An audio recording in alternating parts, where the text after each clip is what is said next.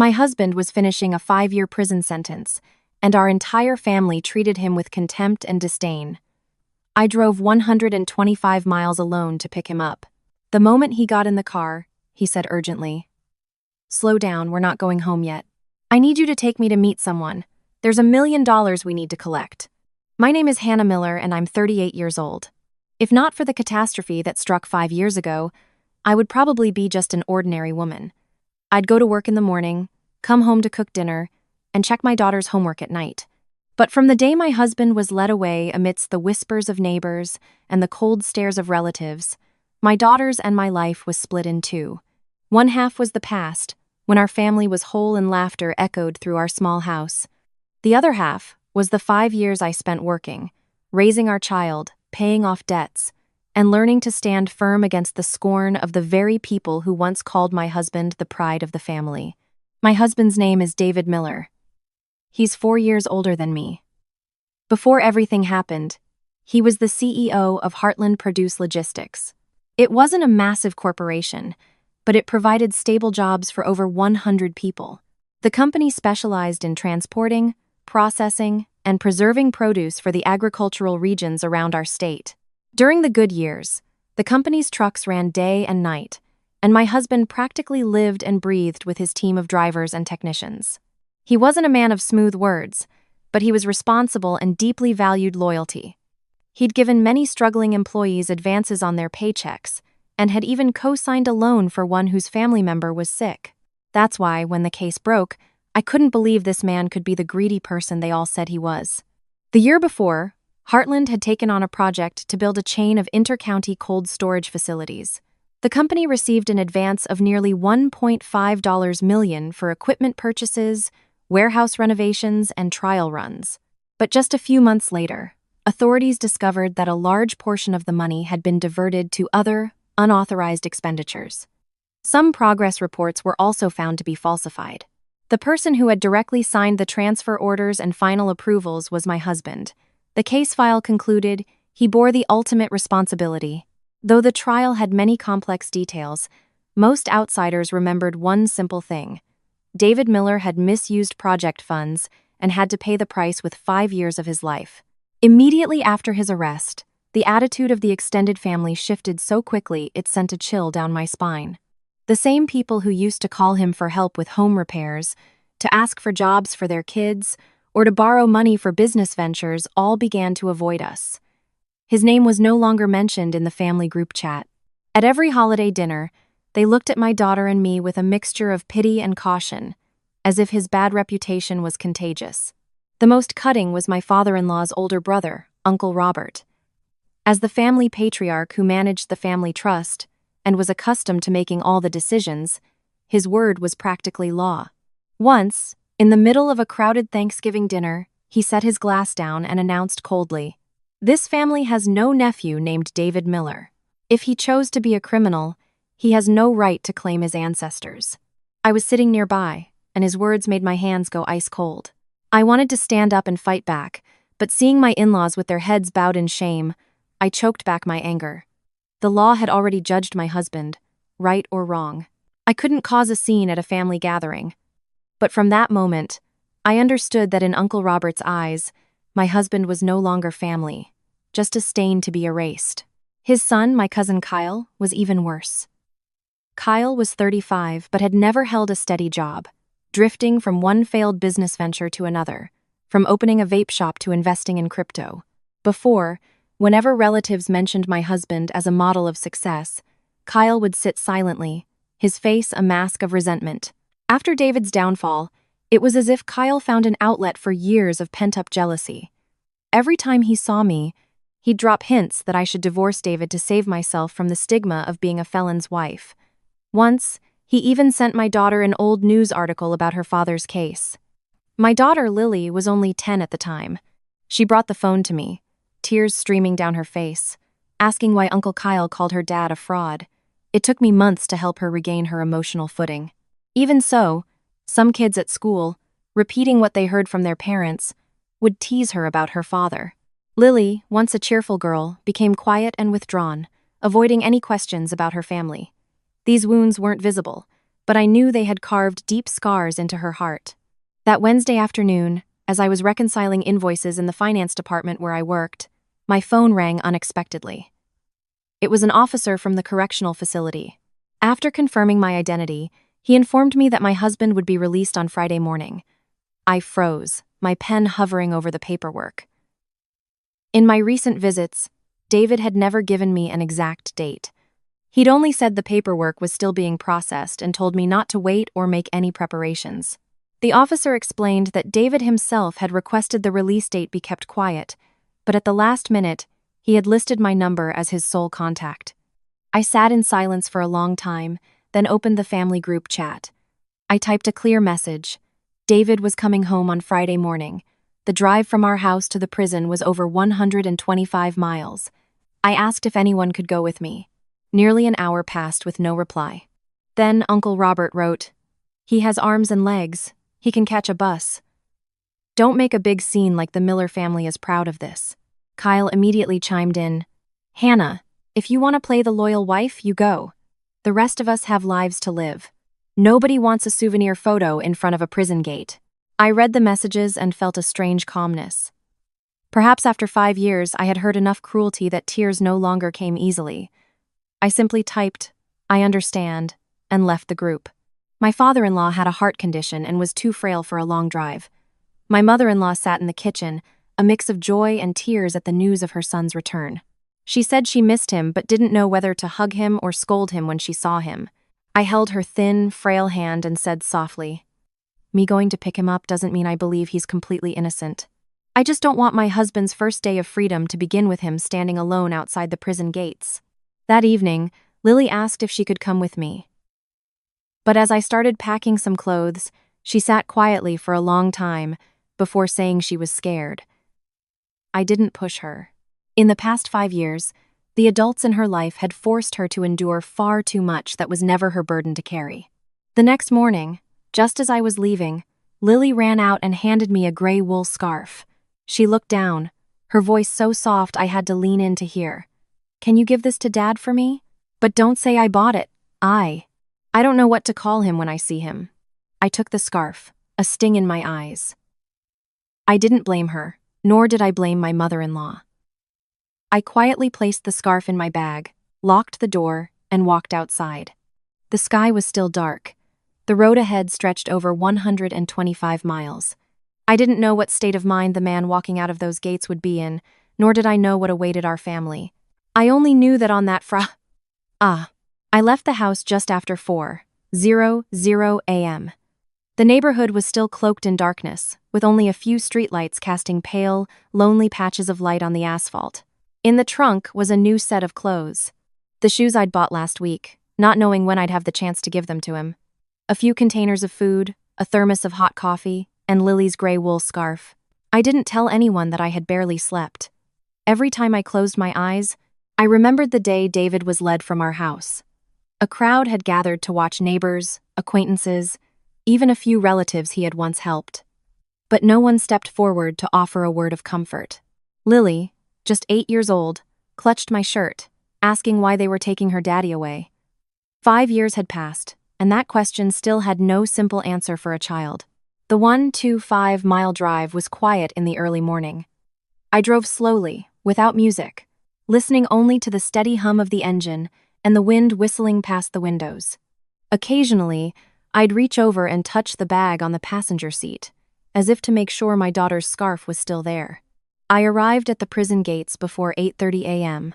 A small crowd was already waiting. A mother holding a new jacket nervously zipped and unzipped it. A young woman stood with 2 small children, who kept peering at the iron gate, asking when their daddy was coming out. One family had brought a large bouquet of flowers, a bag of fruit, and a pot of food wrapped tightly in a blanket. I stood alone by my old car, my hands clasped in front of me. I hadn't brought flowers. I didn't know if I should run and hug my husband when I saw him, or just stand still and wait for him to walk to me. Over the past 5 years, I had imagined this moment countless times. Sometimes I thought I would cry. Other times, I imagined my first words would be a reproach. But when the iron gate finally swung open, my mind went blank. The first few men who walked out were quickly embraced by their loved ones. The sounds of husband, dad, son mingled with sobs. I stood off to the side, my heart pounding faster with each unfamiliar face that passed. David came out near the end. It took me a few seconds to recognize him. He was much thinner. His once thick, dark hair was now flecked with gray at the temples. His shoulders were still broad, but his gait was no longer the quick, confident stride I remembered. In his hand was a small, faded canvas duffel bag. He stopped just past the gate, his eyes scanning the entire yard. His gaze passed over each group, each face, as if still hoping for something, even though he had deliberately hidden his release date. I knew he was looking for his parents. Maybe he was looking for Lily, too. And deep down, perhaps he still hoped Uncle Robert, Kyle, or some other family member might show up, even just to watch from a distance. When his eyes finally landed on me, I saw a flicker of disappointment cross his face. It lasted only a second, then vanished. He adjusted the strap of his bag and started walking toward me. I walked forward too, my feet feeling as heavy as lead, but I managed to keep my voice steady.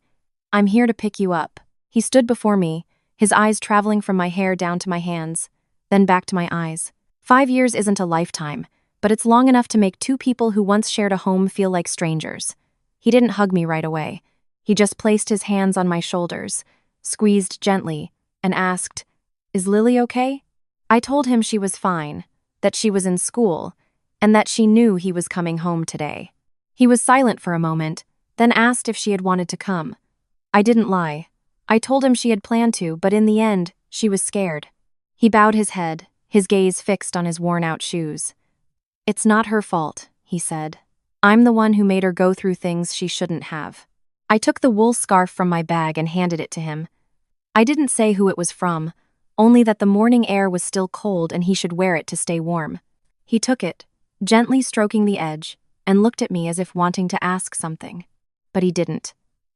I opened the trunk and got the new clothes. He changed in the visitor's restroom and came back out. The clothes fit better than I expected, though the shoulders were a bit loose because he'd lost so much weight.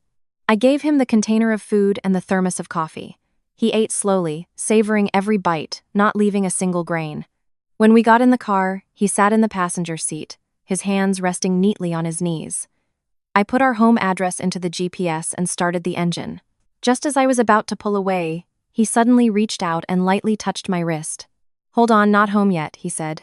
"Take me to meet someone first." I turned to look at him, thinking he wanted to see his old lawyer or a friend who had helped him while he was inside.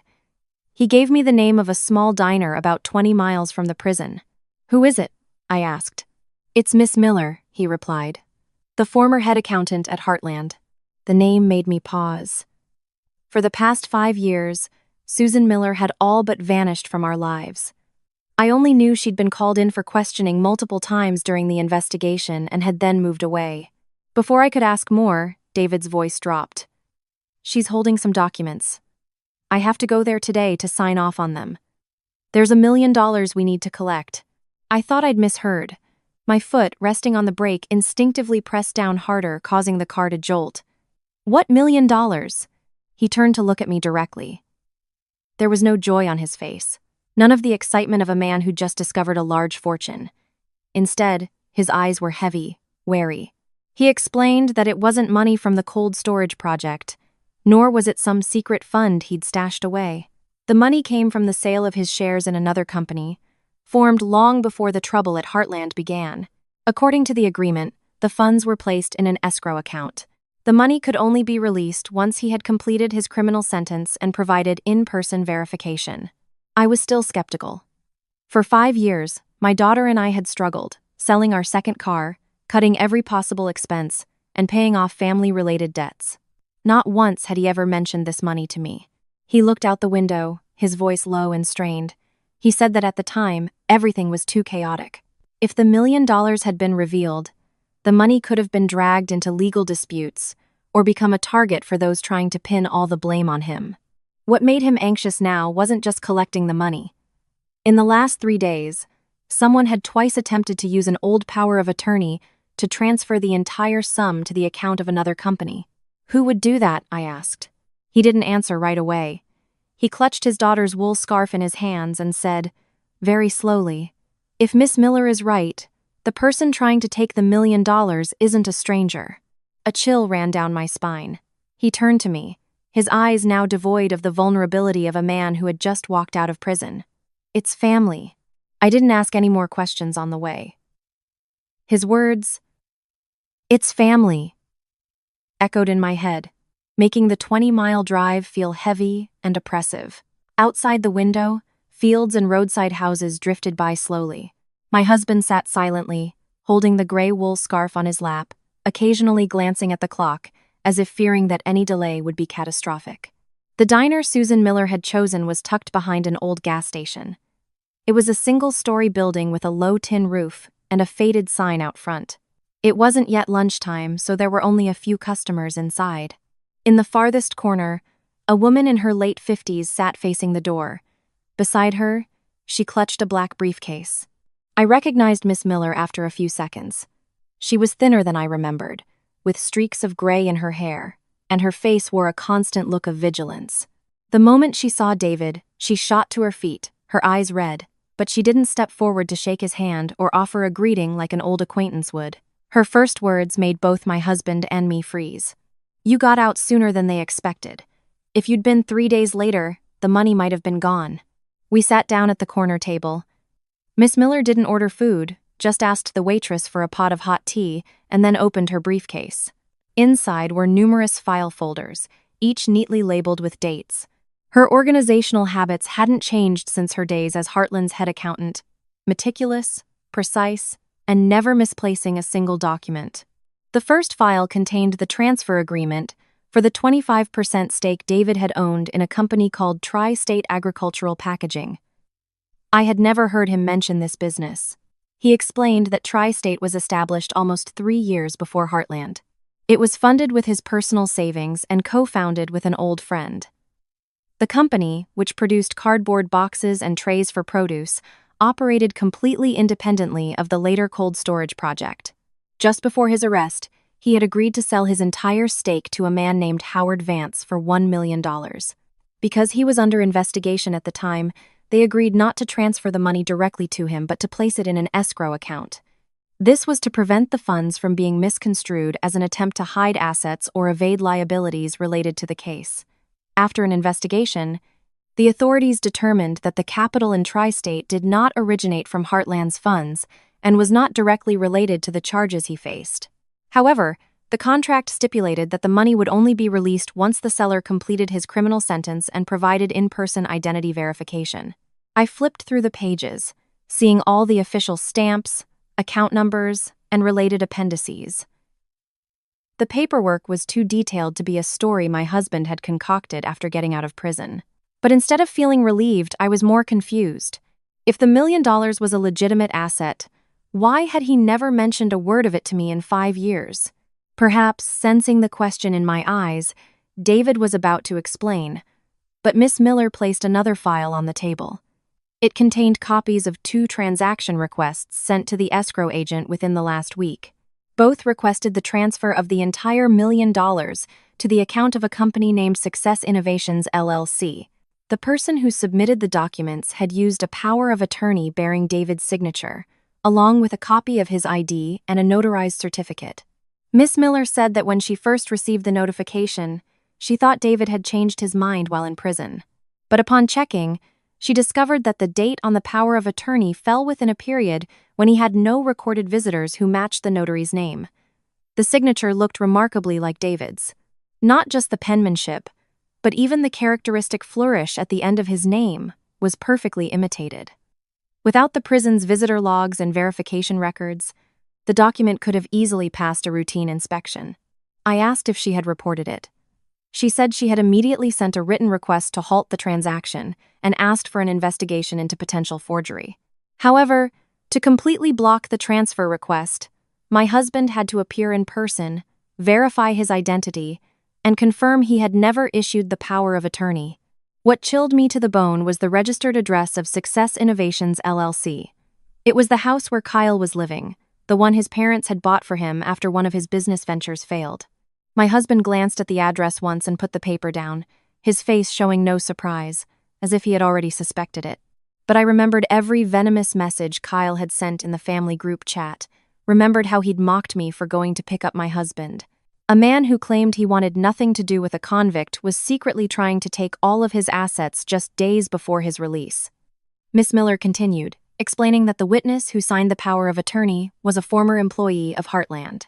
This person now worked at Howard Vance's new company. Vance consolidated the same man who had bought the Tri-State shares from my husband. I began to feel that this was more than just Kyle's personal greed. Someone in the family wanted the money, but behind him, there seemed to be others who knew the old case files intimately, knew David's signature, and knew the exact timing of the funds' release. David didn't ask any more about the power of attorney. He looked at Miss Miller and unexpectedly brought up an envelope of documents that had been sent out before his arrest. Miss Miller was silent for a few seconds, then confirmed that she had personally delivered that envelope to Uncle Robert's house.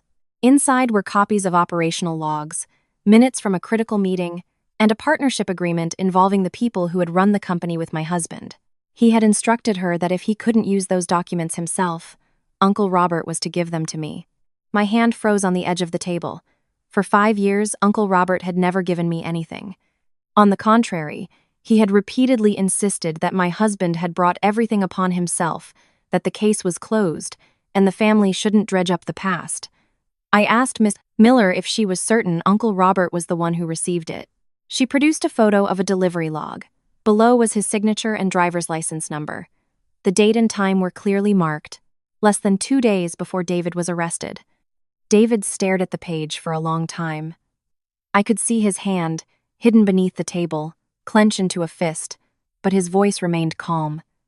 He only asked why Miss Miller was only telling him this now. She lowered her gaze, admitting that for years she had been afraid of getting involved and had trusted that Uncle Robert had kept his promise.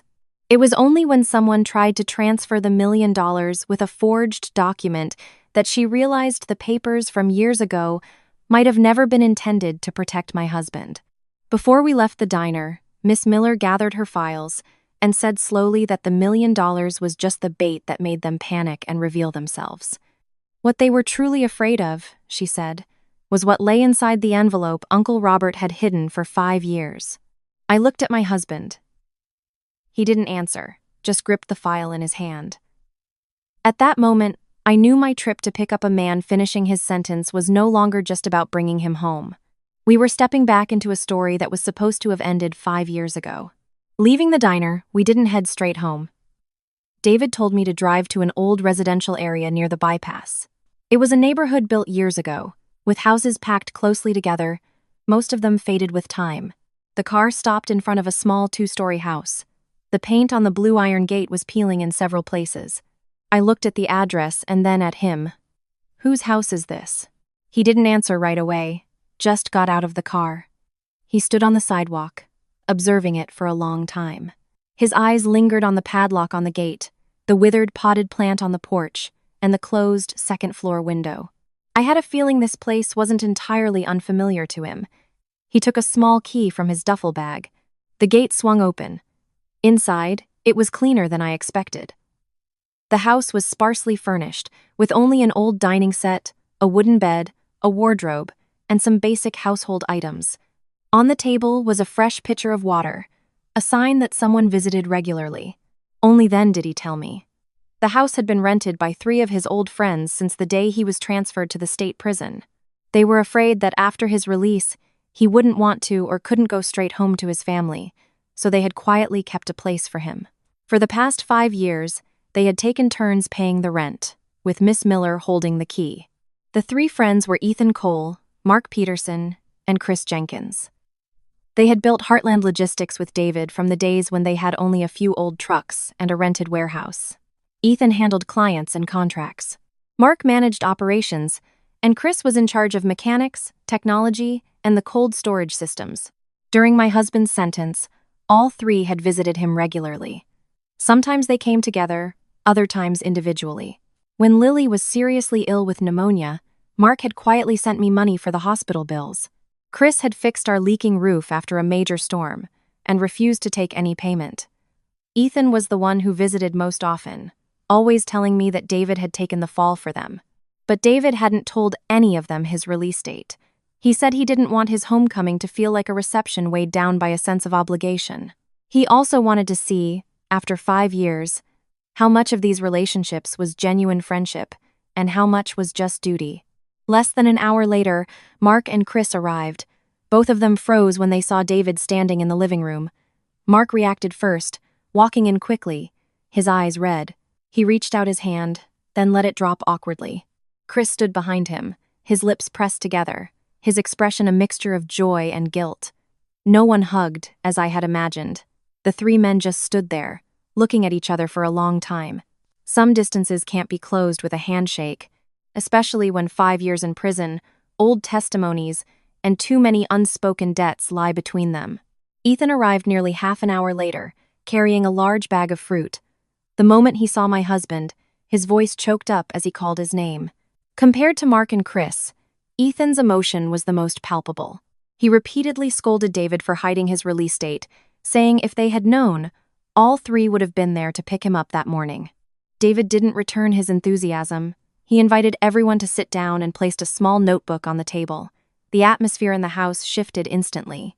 He asked about what happened 5 years ago, not to hear apologies, but to understand how the 4 of them had arrived at such a disastrous decision. At the time, Heartland was operating 3 cold storage facilities and a produce processing line. Just as the new project funds were dispersed, 2 main compressor units failed simultaneously.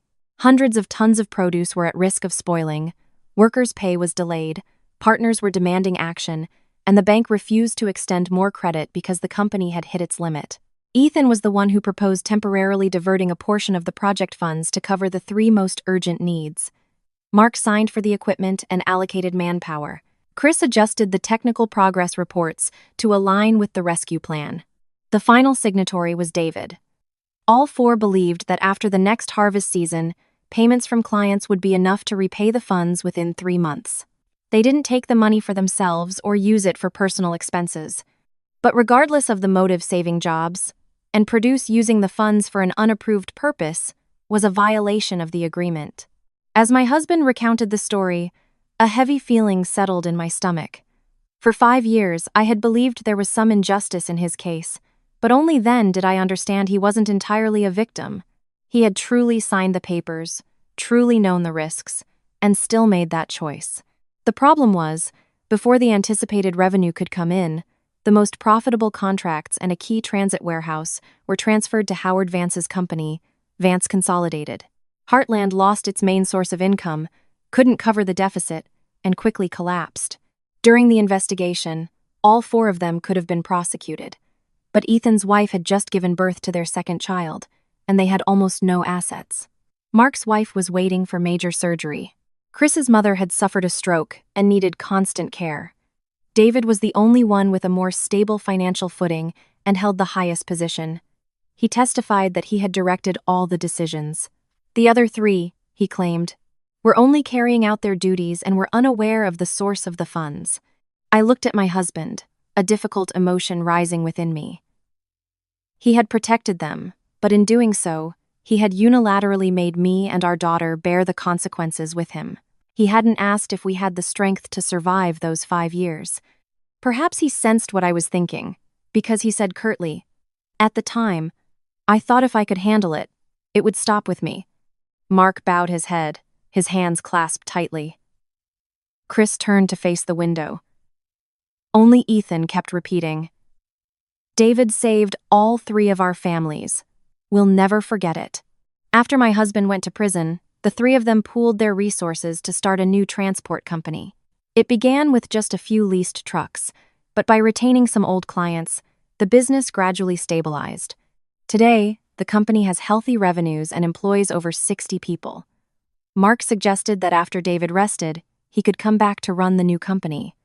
Chris also said they had kept a position open for him, but my husband refused.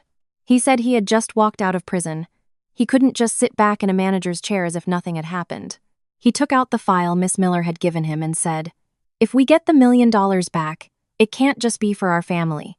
A part of it is for Hannah and me, but most of it needs to be audited to settle Heartland's outstanding obligations." Mark fell silent. Chris nodded slowly. But Ethan's reaction was stronger than I expected. He argued that the money was David's personal asset, unrelated to the old company, and certainly shouldn't be used to pay back people who had turned their backs on him when he was in trouble. Ethan's voice grew more urgent. He said David had already lost 5 years. Now he needed to keep the money to rebuild his life, not continue to live for the mistakes and demands of others. My husband didn't argue. He just looked at Ethan for a long time, then closed the file. Sitting beside him, I noticed the change in his eyes. At the end of the meeting, as the three were about to leave, he took a small, worn notebook from his duffel bag. Inside was a list of 18 families who had suffered financial losses when the company collapsed. On the last page, 3 names were circled in red ink: Howard Vance, Robert Miller, and Ethan Cole. When I saw Ethan's name, I instinctively looked up. He was still standing by the door, his back to us. At that moment, I didn't know what my husband had discovered, but Ethan's reaction to the mention of using the $1 million to make amends had planted a seed of unease in my heart that I couldn't shake. The news that David was out of prison traveled home faster than I expected.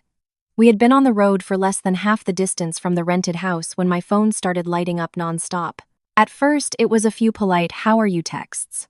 Then, somehow, the story of the $1 million asset leaked, and the calls started pouring in. The aunt who had once advised me to divorce David to secure my future suddenly texted to ask what his favorite dish was so she could cook it. An uncle who hadn't called in 5 years invited us to the upcoming family reunion to celebrate the renovation of the family cabin. Someone else subtly asked if David had plans to get back into business and offered to help with real estate or by being a proxy owner if needed. I read each message, no longer feeling the anger I once did. The abrupt change of heart only left a bitter taste in my mouth. For 5 years, while David was in prison, no one had asked how my daughter and I were surviving. But the moment they heard about $1 million, they treated the past as a small family misunderstanding. The call that stood out the most was from Uncle Robert. His tone was completely different from what I'd heard in the family group chat. There was no coldness. He spoke gently, saying that bygones should be bygones, that family shouldn't hold grudges. He even said the whole family was waiting and wanted to throw a welcome home dinner for David. I put the phone on speaker for my husband to hear. He didn't interrupt, just sat leaning back, staring out the window. When Uncle Robert finished, he gave a dry laugh. No one waited for 5 years, but they hear about $1 million, and suddenly everyone's available for dinner. Despite this, he agreed to go. He said his parents were getting older, and if he didn't see them today, he would regret it later. Besides, he wanted to ask Uncle Robert directly about the envelope Miss Miller had delivered 5 years ago. I knew the upcoming dinner wouldn't be a simple reunion. When our car pulled up to the driveway, there were nearly 20 people in the yard, some standing, some sitting. The murmur of conversation instantly quieted as David stepped out of the car. All eyes turned to him, a mixture of curiosity, caution, and a poorly concealed sycophancy. My mother-in-law was the first to run out. She hugged her son, her body trembling with sobs. My father-in-law, sitting in a chair, tried to stand, but his legs were too weak. He just reached out and grasped David's shoulder for a long time. That moment softened the tense atmosphere. No matter what, in front of his parents, he was still their son who had been away for 5 years. Kyle emerged from the house, a broad grin on his face, as if he'd never sent those venomous texts. He tried to sling an arm around David's shoulders, but my husband took a slight step back. Kyle's arm froze in midair. He quickly covered his embarrassment by asking if the drive had been tiring. Less than a few minutes later, he had already steered the conversation to the $1 million. The dinner was an elaborate spread. Uncle Robert sat at the head of the table, repeatedly declaring that blood is thicker than water. The words would have been beautiful if he hadn't been the one to declare David's name struck from the family tree. I sat next to my husband, barely touching my food. I watched as everyone served him food, asked about his health, and then circuitously brought up business. No one asked how he had survived 5 years in prison. No one asked how my daughter and I had managed. The only thing they cared about was whether the money was real, whether it had been released, and what he planned to do with it. Kyle was the most impatient. He boasted about a new project he was planning, a consumer goods distribution warehouse in a prime location, only lacking the capital to finalize the permits. He proposed that David invest $400,000 in exchange for a 40% stake. I asked if the project had a signed land lease, building permits, and a concrete revenue forecast. Kyle's expression soured. He said that with family, you don't need to be so formal. He then insinuated that if David had money now, he should help out his family before thinking about outsiders. David put his bowl down. He didn't argue against the investment, nor did he bring up Kyle's past contempt. He just looked him straight in the eye and asked a question that silenced the entire table. What power of attorney did you use to request the transfer of my $1 million to Success Innovations LLC? Kyle's face went pale. It took him a few seconds to compose himself. He then burst out laughing, saying David must have been listening to bad advice since getting out. He insisted he knew nothing about a power of attorney and that the company name was probably just a coincidence. My husband didn't argue. He took out the copies of the documents from Miss Miller and placed them on the table. They clearly showed the address of the house Kyle lived in, his contact phone number, and a copy of his ID that was submitted with the request. Kyle glanced at the papers and immediately changed his story. He admitted he'd had someone inquire about the procedure, but only to verify if the money was real. According to him, David had been in prison for years. No one was managing his affairs, and since Uncle Robert had been safeguarding many of his documents, the money was, in a way, a family matter. Uncle Robert slammed his hand on the table. He turned and scolded my husband, saying he'd just gotten out and was already accusing his own family. He insisted that while Kyle might be short on cash, he would never stoop to stealing from his cousin. David's voice remained calm. He asked his uncle directly about the envelope Miss Miller had delivered before his arrest. Uncle Robert instantly denied it. He claimed many people came and went from his house back then. He couldn't possibly remember who gave him what. I took out my phone and played the audio recording of Miss Facedad. It is Zitter 60A Chan. Miller confirming the delivery date and time, and showed him the photo of the delivery log with his signature and ID number. The atmosphere grew heavy. All eyes were on Uncle Robert. Cornered, he shot to his feet, his voice sharp. So what if I took it? I'm the head of this family. When our name was about to be dragged through the mud, I held on to it to protect our honor. And now you want to dig all that up again? David looked at him for a long time. What was in that envelope that you had to hide it for 5 years? His uncle didn't answer. But in that exact moment, I saw Kyle unconsciously glance toward a locked antique cabinet in the main living room. His gaze was fleeting, but my husband saw it too. Suddenly, my mother-in-law spoke up. She said that 3 days after David was arrested, she saw Howard Vance arrive with a black briefcase to meet with Uncle Robert late at night. The next morning, her brother-in-law announced that the family's $150,000 debt had been paid off completely. He had explained it away as money from a friend's land sale. The color drained from Uncle Robert's face. Kyle immediately grabbed his father's arm, trying to pull him away. Robert declared the dinner over and demanded that we leave his house. Before we left, David stood before the ancestral altar, his eyes fixed on the wooden cabinet.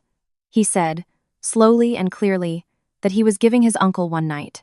By the next morning, he had to return the envelope himself. If he had to involve the authorities to open that cabinet, it would no longer be a matter the family could handle quietly. On the way home, I asked why Ethan's name was in his notebook next to Vance and Uncle Robert. He was silent for a long time. It wasn't until we were on a deserted stretch of road that he spoke. The night before his arrest, only 4 people knew exactly where the most critical documents were kept: himself, Miss Miller, Uncle Robert, and Ethan. Before I could ask more, his phone buzzed with a text from an unknown number. You want to know who called the cops 5 years ago? Don't open the cabinet at Robert's house. Ask the one who visited you faithfully for 5 years. The next morning at 7 a.m. sharp, I went with David and Miss Miller back to Uncle Robert's house. No one spoke much on the way. The anonymous text from the night before still made me uneasy. But David was determined not to let a vague warning change his course. He just said that if the envelope was truly in that cabinet, everything had to be brought to light today. When we pulled up, the house was unusually quiet. The front gate was padlocked, the curtains drawn. I called Uncle Robert several times, but no one answered. About 10 minutes later, a text came from Kyle, saying he and his dad had gone to their country property to sort out some land issues and would be back in a few days. My mother-in-law, who lived in the guest house out back, had a key to the side gate. She let us in, murmuring that she hadn't heard a sound since last night, only a car starting up in the alley around dawn. When we stepped into the living room, we all stopped short. The wooden cabinet that had been locked tight yesterday was now wide open. The lock had been pried off, and splinters of wood lay on the floor. Inside, there were no envelopes, no ledgers, no files of any kind. The bottom drawer was pulled all the way out. Behind the cabinet, a patch of wall was cleaner than the surrounding area, proof that it had been moved during the night. David didn't get angry. He knelt, examining the scene, and picked up a tiny scrap of paper caught under the leg of the altar table. It was a torn piece of a shipping label. All we could make out were the words Vance Consolidated and Warehouse #3. Miss Miller immediately recognized it as the type of label used for Howard Vance's company shipments. I glanced at my husband and saw his jaw tighten. Still, he didn't jump to conclusions. We went to the neighbor's house across the street to ask about their security camera. The owner was initially reluctant to get involved, but after my mother-in-law explained, he agreed to show us the footage. Around 2 a.m., a small, white box truck had stopped in front of Uncle Robert's house. The front license plate was missing, and its lights were off. It pulled away about 17 minutes later. The image wasn't clear enough to identify the person who got out, but one detail stood out: a yellow tag hanging from the rearview mirror, identical to the internal access badges used by Vance Consolidated employees. David called Mark, Chris, and Ethan. Mark and Chris answered immediately, both denying any knowledge of the truck. Ethan's phone went straight to voicemail. David called twice more with the same result. I knew this only deepened his suspicion, but he didn't voice it. He just photographed all the evidence, asked the neighbor to save the camera footage, and told Miss Miller to take the label and the forged documents to the police. Before leaving, David stood before the family altar for a long time. I thought he was thinking about the envelope, but when he turned around, he just said, "I've been out for one day, and they're already waiting for me to make a reckless move." I understood. If he stormed over to Warehouse #3 on his own, they could easily accuse him of trespassing or causing a disturbance. 5 years ago, his impulsiveness had led him to make a bad decision. He couldn't repeat that mistake. We had just driven out of the neighborhood when my mother-in-law called, her voice frantic. She said Kyle had unexpectedly returned and was tearing through her bedroom, looking for an old phone. I immediately turned the car around. When we burst in, Kyle was yanking open a closet door while my mother-in-law stood blocking his path. He snarled at her to move, demanding to know where she'd hidden the phone. Seeing us, he showed no fear, shouting that it was his family's house and he had the right to search it. David strode forward and grabbed Kyle's wrist. He didn't hit him, just pushed him back from his mother and said slowly, "You touch my mother one more time and this won't be a family discussion." Kyle sneered, trying to wrench his arm free. He claimed the phone was worthless, containing nothing but a few meaningless recordings. That very phrase silenced the room. My mother-in-law had never told anyone the phone had recordings on it, yet he knew. Stared at by everyone, Kyle quickly backtracked, saying he was just guessing, but the panic on his face was obvious. My mother-in-law, trembling, reached into her pocket and pulled out an old flip phone. She said she'd kept it for 5 years, often wanting to give it to me but fearing it would make things worse. On the phone was a short audio recording made the night Howard Vance brought the black briefcase to see Uncle Robert. The sound was muffled and quiet, but with the volume turned all the way up, we could make out one sentence quite clearly. It was Vance's voice, saying that as long as Robert kept the envelope quiet, he would take care of the debt, and that David just needs to take the hit so everyone else can move on. The moment Kyle heard it, he lunged for the phone. My mother-in-law instinctively stepped back, tripped on the edge of a rug, and fell hard against the corner of a dresser. Blood immediately started trickling from her temple. David let go of Kyle and knelt to help his mother. I rushed to press a towel to the wound and called 911. In the chaos, Kyle fled the house, jumped in his car, and sped away. We couldn't wait, so we drove my mother-in-law to the hospital ourselves. About halfway there, I noticed a black pickup truck tailgating us.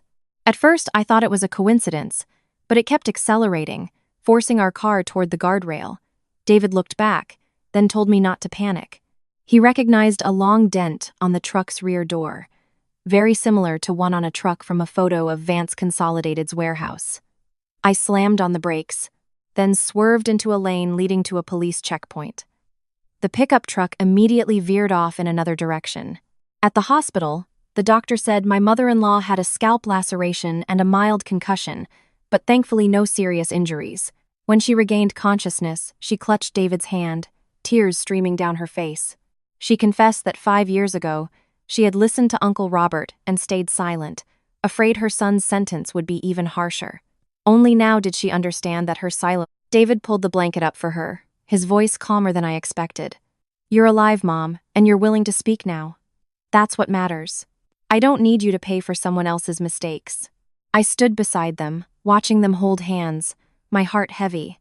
The envelope was gone, Kyle was on the run, and the people behind them were now resorting to threats and violence.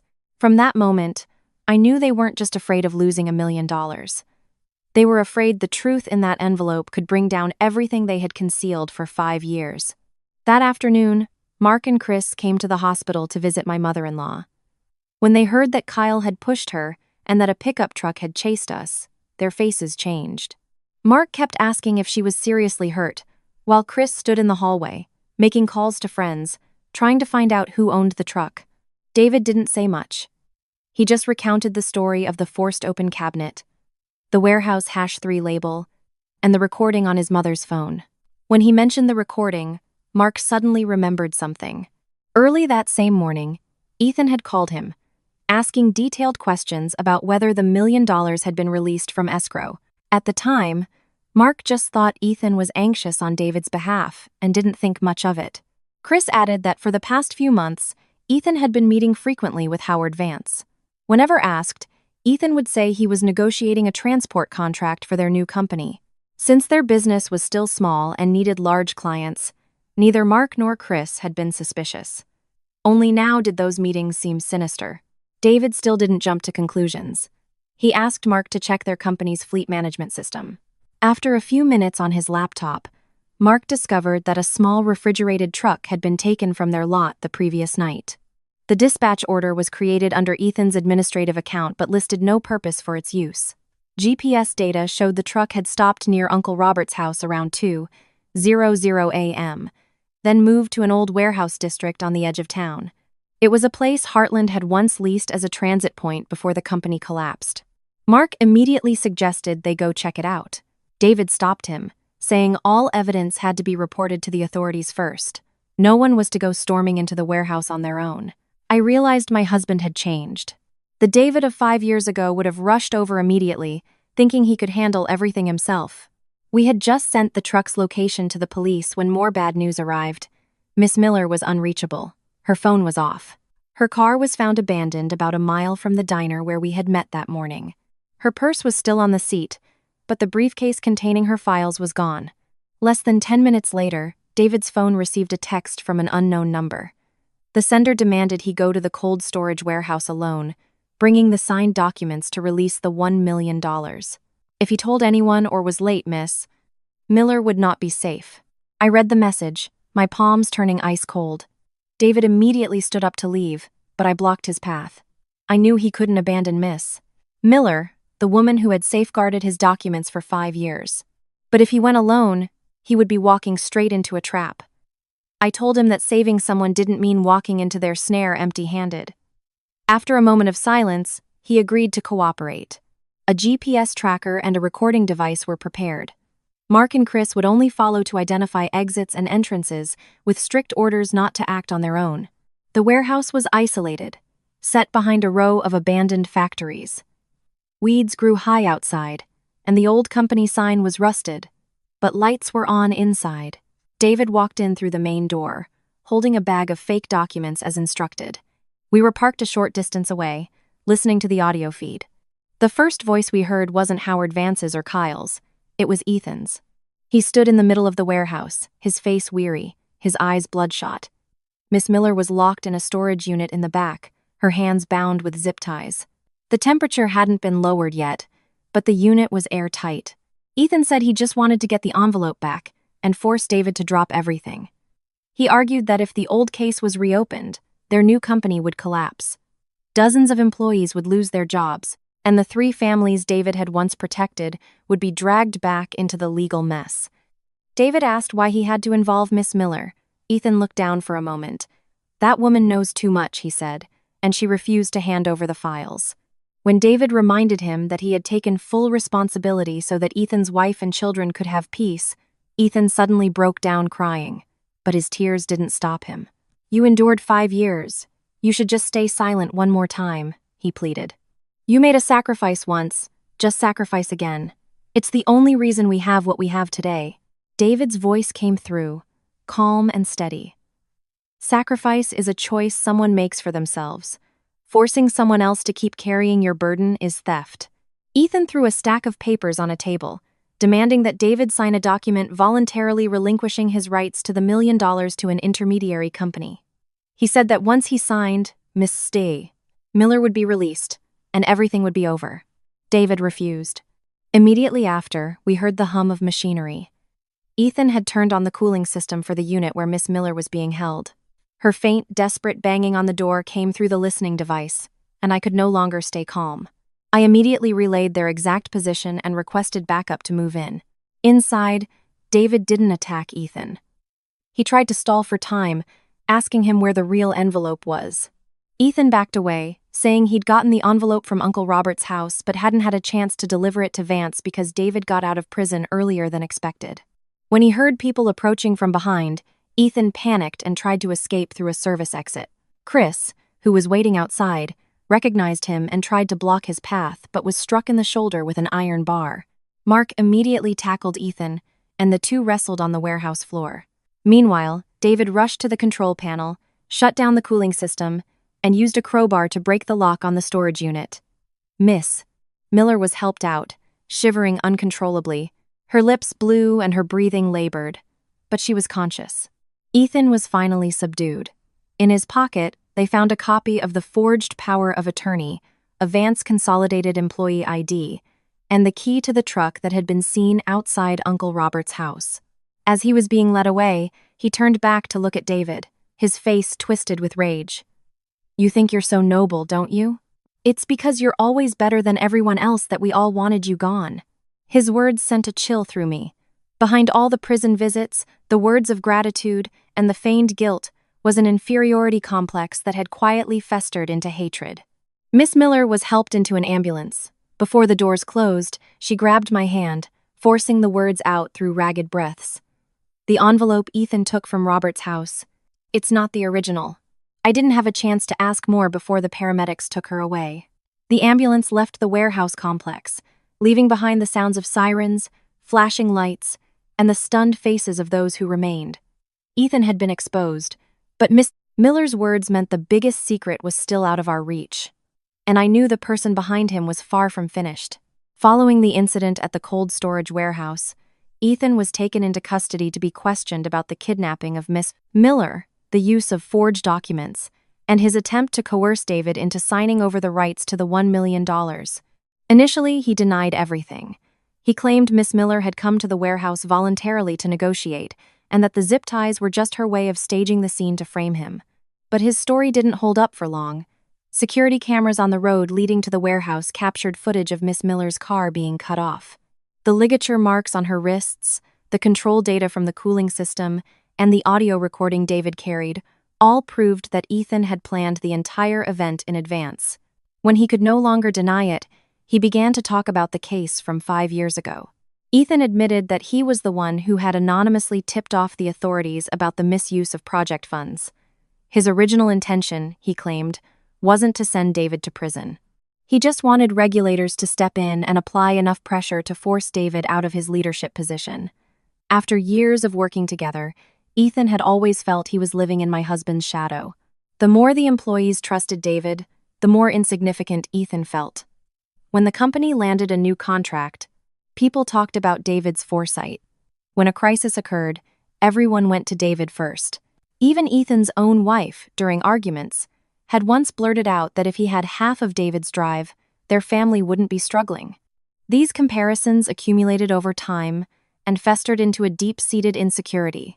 Kyle recognized this and approached Ethan, planting the idea that if David were out of the picture, The leadership role would naturally fall to him, one of the original partners. Kyle then introduced Ethan to Howard Vance. At first, they only asked him to provide meeting schedules and internal financial reports. But when they learned the company had diverted project funds, Vance immediately saw an opportunity to take over. He had his contacts alert the regulatory agencies while he quietly poached Heartland's clients, equipment, and key transit warehouse. The company, already short on cash, lost its main revenue stream and collapsed before it could repay the diverted funds. Ethan said he never expected things to go so far. When David was indicted, he considered telling the whole truth. But Kyle reminded him that if he changed his story, he would also be held responsible. His wife had just given birth. They had no money, so he chose to remain silent. That confession was painful, but what Ethan said next hurt David even more. He revealed that Mark and Chris hadn't been left in peace as my husband had believed. Before the trial, both had intended to share responsibility for the decision made at the meeting. But then someone paid a visit to their families. Mark was shown photos of his son on his way to school, along with his wife's medical file. The messenger made it clear that if Mark changed his testimony, his wife's surgery might not proceed as planned, and his son would not be safe. Chris received a similar threat. His mother had suffered a stroke and was completely dependent on him. Kyle's associate told him that if he dragged anyone else into the case, his mother's supply of medication and treatment support would disappear.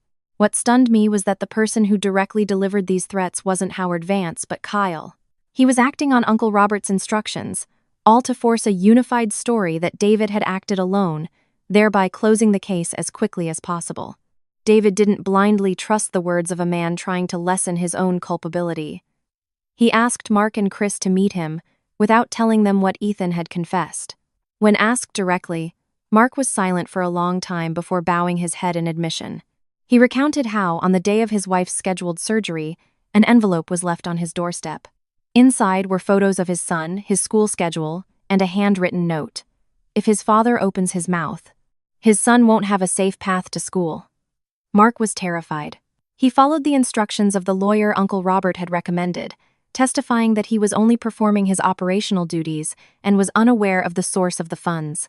For 5 years, every time he visited David, he wanted to confess but never found the courage. Chris confirmed he had been coerced in a similar way. At the time, all he could think was that if something happened to him, his elderly mother would have no one to care for her.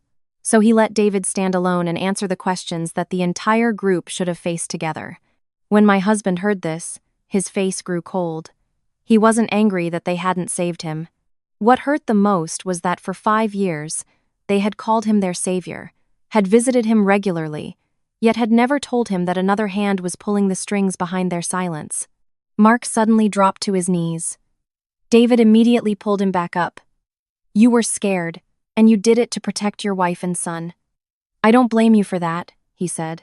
"But from now on, don't use tears to hide the truth any longer." That evening, Mark's wife came to see me. She brought all of her old medical records, the threatening text messages, and a notebook where she had logged every time a strange car appeared near their house. She said she only learned the truth after her surgery was over. But she had remained silent, afraid her husband would be arrested. She held my hand, her voice trembling. Mark stayed quiet back then to save me. But if my life was bought with 5 years of David's freedom, I can't live with that peace. Chris also brought his elderly mother over. For years, the old woman had believed David was solely responsible for everything and had forbidden her son from visiting him. When she learned the truth, she took off a small gold ring from her finger and tried to give it to me to help pay for a lawyer. I gently pushed the ring back toward her. I told her what we needed wasn't a piece of gold from an old woman, but for Chris to have the courage to tell his side of the story and what he had witnessed.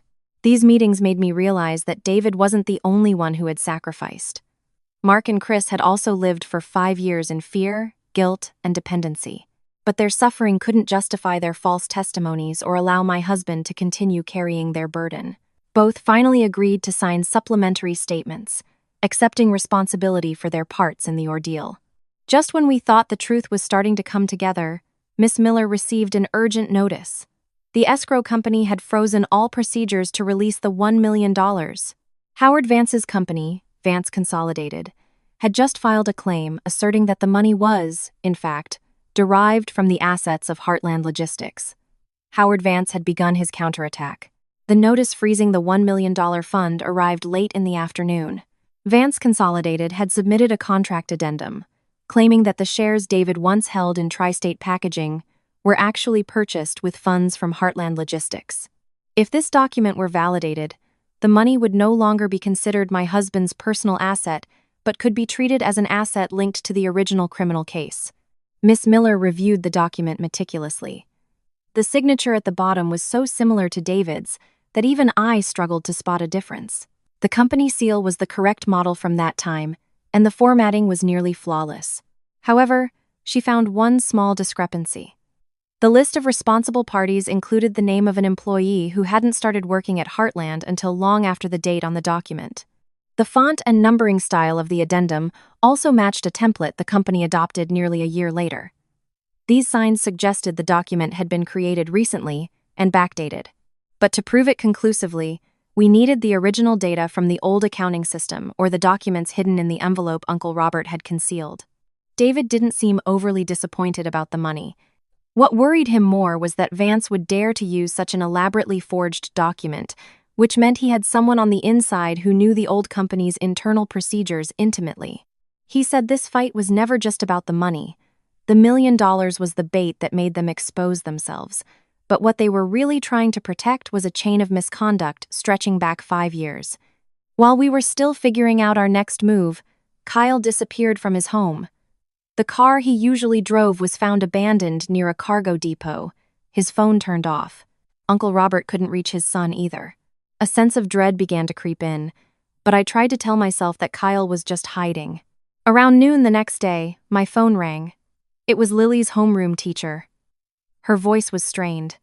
She said Lily had left school with a man claiming to be her uncle. He had told the office there was a family emergency. Because Lily had seen Kyle many times before, she hadn't suspected anything.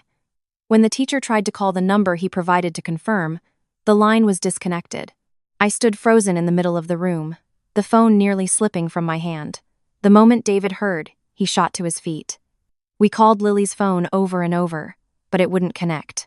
A few minutes later, a text message arrived on my phone.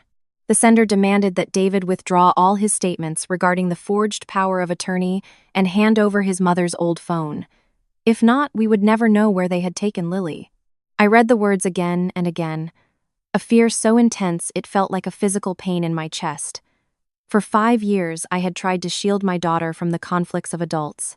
And now, the very bond of family had become the reason she let her guard down. David nearly lost control. He started for the door, vowing to find Kyle himself, muttering that if he hurt our daughter, he wouldn't let him get away with it. I pulled him back. He had just come home. They wanted him to get angry, to act recklessly and destroy himself again. He stood still, his hands clenched into fists, so tight his knuckles were white. I knew he wasn't afraid of losing the $1 million. He was terrified that before he could make up for 5 years of lost time, he would put his daughter in danger again. We immediately gave the police all the information we had on Kyle, the abandoned car, and places he was known to frequent. Mark remembered that a few months ago, Kyle had bragged about renting a deserted farmhouse to store some goods, about 20 miles from the city. When the authorities arrived, the house was empty.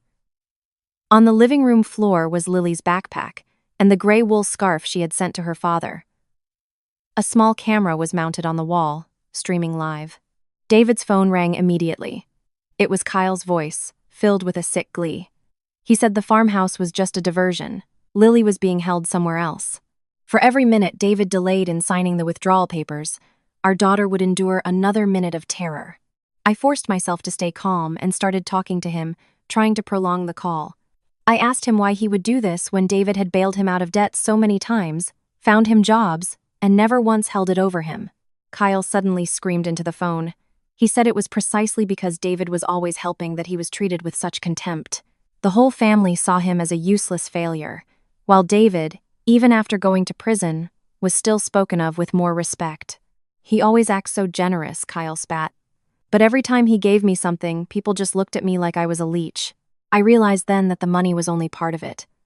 What had pushed Kyle this far was a jealousy that had festered for years, compounded by financial losses he could no longer hide.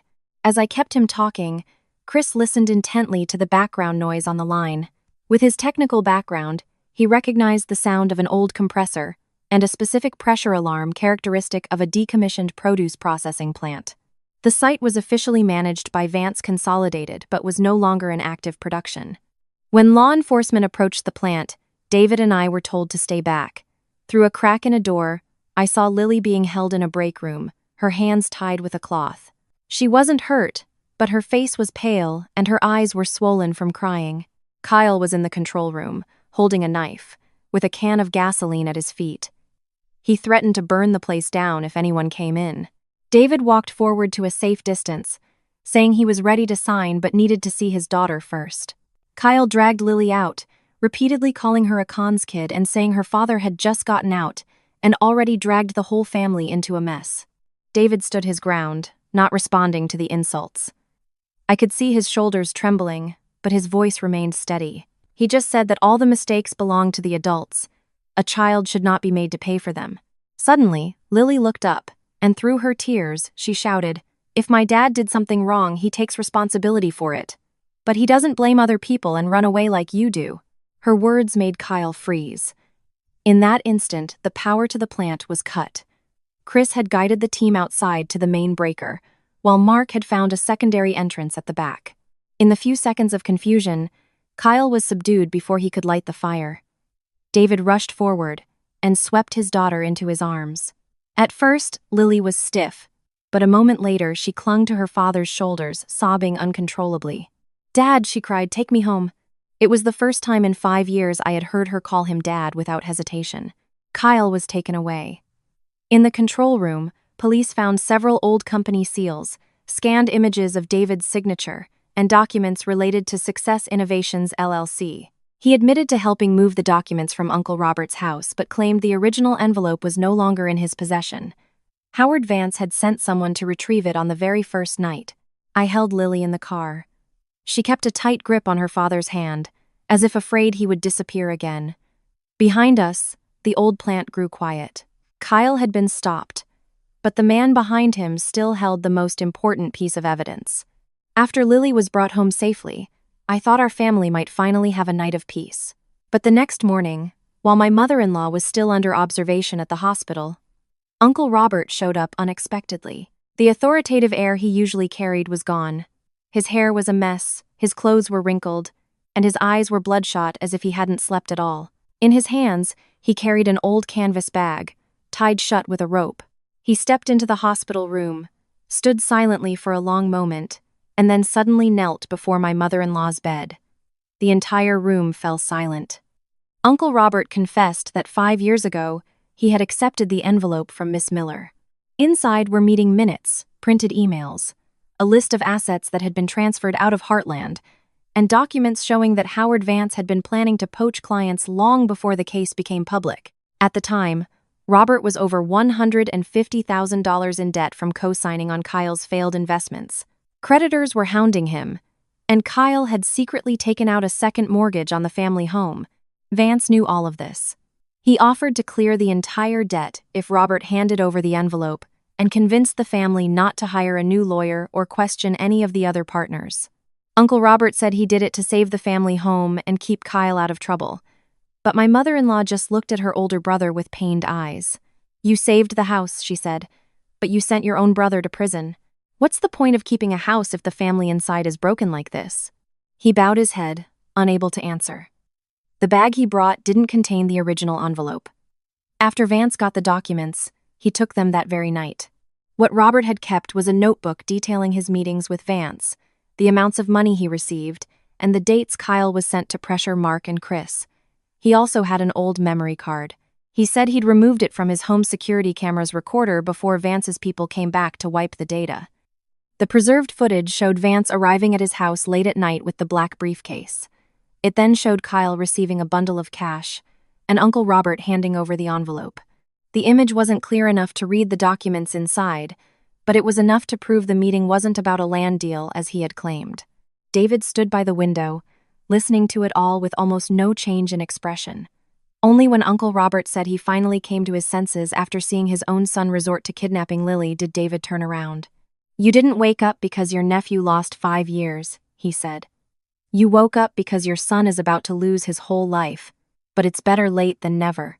He didn't offer immediate forgiveness, nor did he kick his uncle out.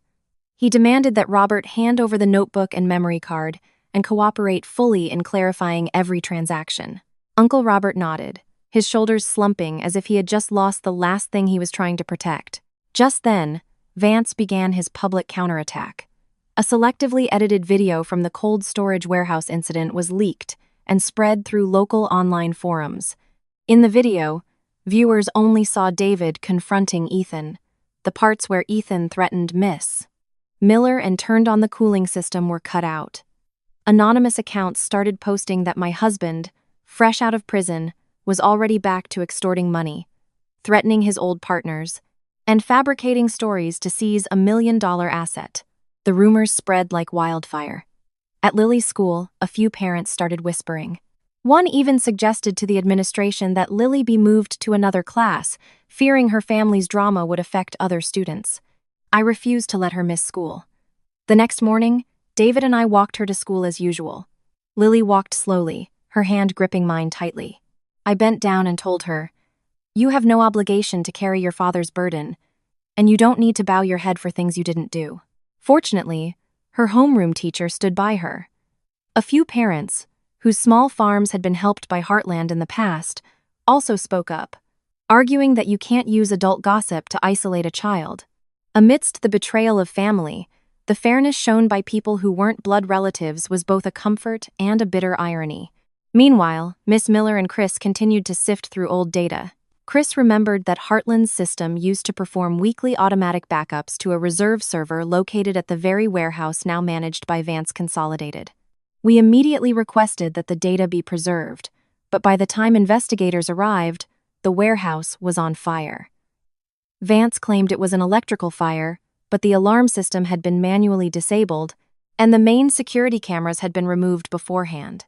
Seeing the smoke billowing from the tech room, Chris tried to run inside, knowing where the server was located. David grabbed him firmly by the shoulders. "I need you alive to tell the truth," he said. "I don't need anyone else to risk their life to prove I'm right." After the fire was put out, an elderly man approached us. His name was Mr. Harrison, a former maintenance worker for Heartland. In his hand was a hard drive, wrapped in a waterproof bag.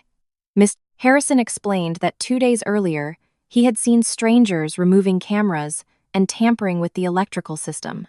Suspicious, he secretly went into the tech room, removed the backup hard drive, and hid it in his toolbox. Years ago, when his wife needed emergency surgery, David had given him a cash advance to cover the costs. But Mr. Harrison said he wasn't returning the drive just to repay a debt. "I kept this because it's the right thing to do," he said. "A poor man like me doesn't have much, but at least I have my integrity for my kids and grandkids to see." The data on the hard drive wasn't accessed on-site. It was sealed and sent to a forensic team for recovery and analysis. By that afternoon, the initial results came back. The system logs showed that the contract addendum Vance had used to freeze the $1 million was created nearly 8 months after David was arrested. The drive also contained emails directing the transfer of equipment and clients, along with numerous files related to the alteration of old records. For the first time, we had independent electronic evidence that didn't rely solely on the testimony of Uncle Robert, Ethan, or the others involved. But before a subpoena could be served, Howard Vance had left town, transferring operational control of his company to a relative. That evening, David sat for a long time, staring at the summary of the newly recovered data. He said getting the $1 million back was no longer the most important thing. What mattered now was that every person involved would be held accountable for their own actions. No one would take the fall for someone else again. Just then, found on you one short sentence. "You may have won with paper, but you haven't won the people." A text from Howard Vance's number. It contained only one short sentence. "You may have won with paper, but you haven't won the people. Of the 3 men you trust most, there's still one who hasn't told you the whole truth." The message from Howard Vance cast a pall over the room. Of the 3 men David had trusted most, Ethan had been exposed, leaving only Mark and Chris. I looked at my husband and saw his expression darken. But this time, he didn't immediately pick up the phone to confront anyone. He sat on the edge of the bed for a long time, the phone still in his hand. Finally, he spoke slowly, saying that 5 years ago, he had given himself the right to make decisions for everyone. That same impulsiveness led him to take all the blame, leaving his wife and child to live in the dark. He wasn't going to condemn someone now based on a few words sent by his enemy. I agreed with him. Vance had lost his leverage with the documents. His next move would be to attack the trust between the people who remained. If we started suspecting each other, he wouldn't have to do anything else. That night, Mark came to the rented house unannounced. He was holding an old shoebox and a file tied with string. As soon as he walked in, he asked to speak with my husband and me privately. His face was gaunt, his eyes red from sleepless nights. Mark placed a closed bank book and several money transfer receipts on the table. After a long silence, he confessed that shortly after David was arrested, Howard Vance had given his family $40,000. At the time, Mark's wife was waiting for major surgery. The costs of the hospital stay, medication, and post-op care were far beyond what they could afford. Mark had borrowed from relatives, sold their car, and mortgaged almost everything they owned, but he was still short. Vance hadn't delivered the money himself. An intermediary came to the hospital, claiming it was a support payment from a former business partner. In return, Mark only had to stick to his original testimony, that he didn't know the source of the diverted funds, and that all decisions were made by David. Mark hadn't signed any new false statements or fabricated any new accusations against my husband. But he had deliberately omitted mentioning a key meeting that Vance had attended and had failed to disclose Vance's efforts to poach clients from Heartland. That silence made David's testimony seem all the more isolated.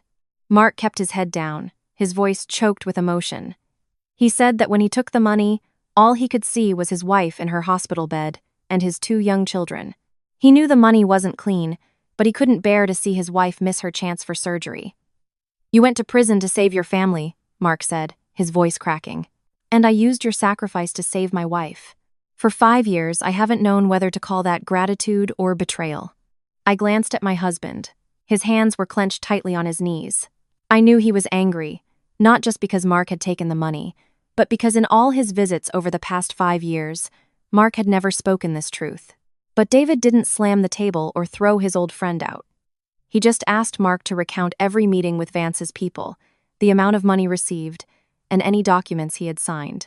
Mark explained that after his wife recovered, he secretly started saving to pay the money back. He opened a separate account and deposited a portion of his income each month. By the beginning of this year, he had saved the full $40,000, but he hadn't dared to return it, fearing it would reopen everything and drag his wife and children into the mess. After listening, David finally spoke. "Saving your wife is not something to be ashamed of. Your mistake was knowing that money was buying your silence and hiding it until now." Just then, Mark's wife arrived. She brought her old medical records and confirmed she had only learned about the source of the money after her surgery was complete. When she found out, she had begged her husband to come clean, but Mark was afraid of retaliation against their children and kept putting it off. She said she was prepared to sell their house to pay back the entire amount. I immediately stopped her. That house was the only home her 2 children had. Any restitution had to be handled through official channels, not out of a sense of guilt that would leave her family homeless. I told her that adults must take responsibility for their mistakes, but children shouldn't have to keep paying the price. David agreed. He told Mark to keep the money in the account and not to transfer it to anyone until they had official guidance. After Mark's confession, Chris also came forward with a secret of his own. Before Heartland was audited, he had copied the entire technical database of the warehouse systems onto a personal hard drive. He had done it because he suspected someone was tampering with the operational logs, but he had hidden it for 5 years, afraid he would be accused of stealing company data. The hard drive didn't contain financial records, but it held equipment histories showing that several critical pieces of machinery had been removed from the warehouses before the company lost its ability to complete the project. This data corroborated the claim that Vance had been systematically stripping Heartland's assets from the very beginning. I realized that Vance's text message wasn't entirely a lie. He knew that both Mark and Chris were still hiding secrets. But his goal wasn't to help us find the truth. It was to make David explode with anger, to humiliate them, and to drive away his remaining allies. The next morning, David called a meeting with Mark, Chris, Miss Miller, and me. He said that from now on, no one was to protect anyone else by hiding the truth. Everyone had to own up to their own mistakes. There would be no more one person taking the fall while everyone else lived in peace. Mark and Chris offered to forfeit any potential benefit from the $1 million fund to atone for their mistakes. David refused. He said that remorse couldn't be a form of self-punishment. They had to face the consequences of their actions, but their wives and children still deserved to live. The way he handled it showed me how much he had changed. He didn't forgive easily, but he also didn't use his own pain to corner others. At the end of the meeting, our lawyer called. Howard Vance, through an intermediary, had requested a meeting. He promised to agree to the release of the $1 million fund and offered an additional $250,000 in damages if David would withdraw all requests for further investigation into the old records. David looked at me. "If we take the money," he asked, "can our family finally have peace?" I told him I didn't drive 125 miles to pick him up so he could continue playing the hero, nor so he could drag everyone down with him out of anger. "I just want you to do what's right," I said, "even if what's right doesn't give us the most money." David was silent for a moment, then nodded. The meeting with Howard Vance was accepted, but not to trade silence for cash. This time, he would force everyone to sit at the same table and speak the truth they had all tried to bury for 5 years. The meeting was held at the office of an independent commercial mediation firm, with lawyers from both sides and representatives of all involved parties present. David didn't want the conversation to happen in a private home or at Vance Consolidated's headquarters. Without witnesses, Howard Vance could easily twist his words or turn a negotiation into a completely different story. I went with him that morning. Lily was staying with her teacher after school, and my mother-in-law was still resting from her head injury. Before we entered the conference room, David stood in the hallway for a long time. I knew he was trying to compose himself. The man he was about to face was the architect of his 5-year prison sentence and the endless nightmare our family had endured. Howard Vance arrived on time. He wore a dark, expensive suit and was flanked by 2 lawyers and an assistant. His face was calm, his voice measured. He looked nothing like a man cornered by incriminating testimony and data. From the outset, he tried to position himself as a businessman unfortunately caught in the crossfire of a former associate's personal vendetta. Vance didn't deny visiting Uncle Robert late at night.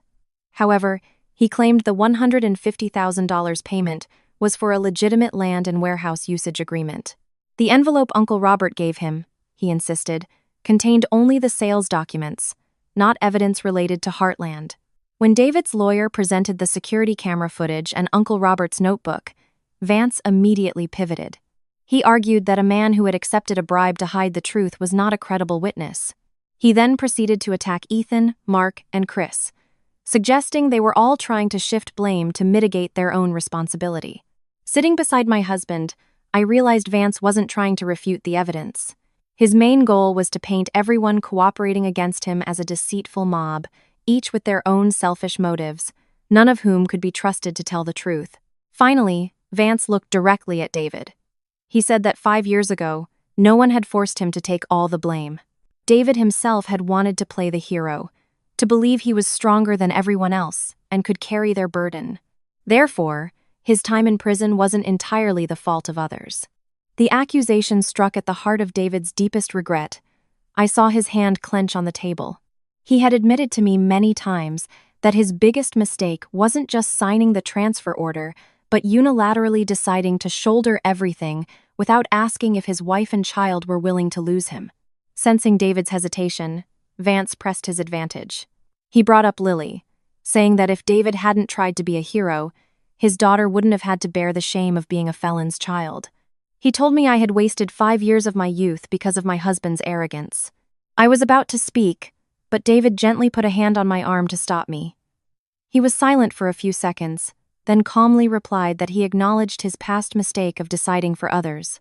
He also admitted that the decision to divert the funds was wrong.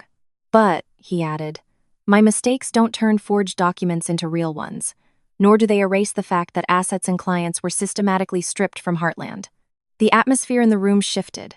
Vance had expected him to get angry, to deny all responsibility, or to get drawn into an argument. But when David owned his part of the failure, the provocations lost their power. Vance then made his formal offer. He would agree to release the $1 million, pay an additional $250,000, and help David get back into business, on one condition: everyone had to sign a statement affirming that the entire affair was merely an internal management dispute. If they agreed, the old case would not be investigated further. He even stressed that if the matter proceeded, Vance Consolidated could be crippled, and hundreds of workers would lose their jobs. In his telling, David was placing personal revenge above the livelihoods of innocent employees. I knew this was a dangerous tactic.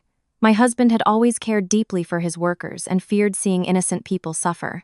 If he reacted with pure aggression, Vance could easily frame him as a vindictive man bent on destroying an entire company.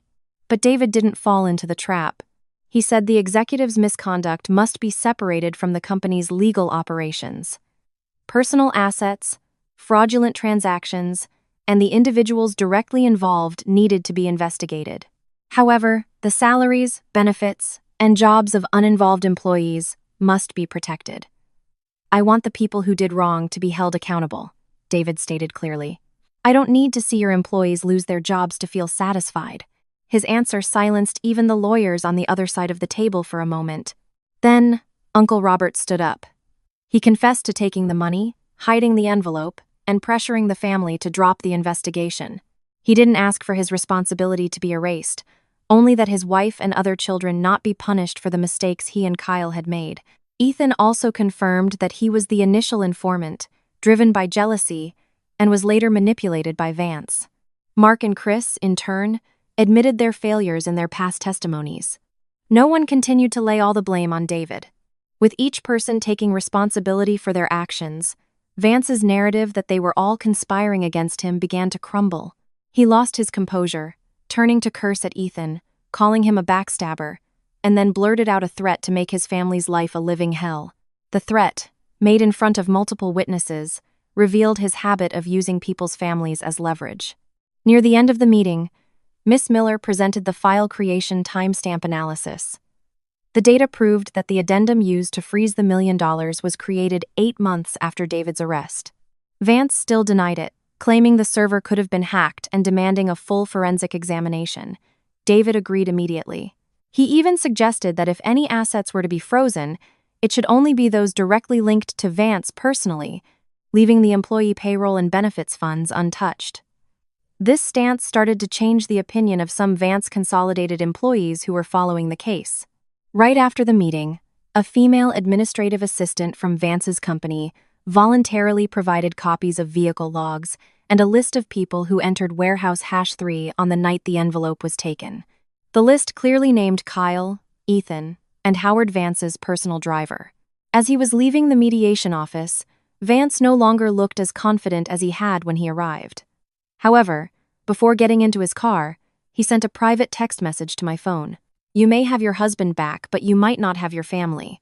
Ask him what paper he signed for Susan Miller before he went to prison." I read it, and a chill ran down my spine. Vance had failed to drive a wedge between David and his friends.